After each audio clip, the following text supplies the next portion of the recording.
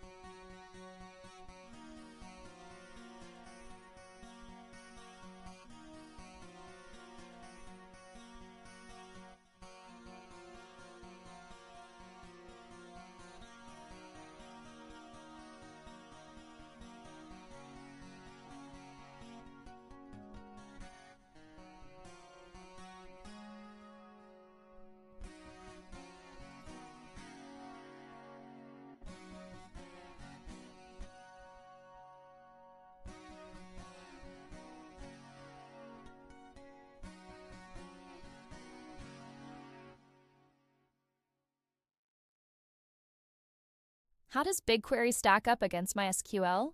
Here's the deal. BigQuery is all about large-scale analytics. It's designed to run super-fast queries on massive datasets with a serverless setup and pay-per-use pricing. On the other hand, MySQL is more of a traditional relational database. It's great for small to medium-sized transactional apps, but isn't built to handle the same scale as BigQuery. So, when it comes to analyzing big data at lightning speed, BigQuery is the clear winner.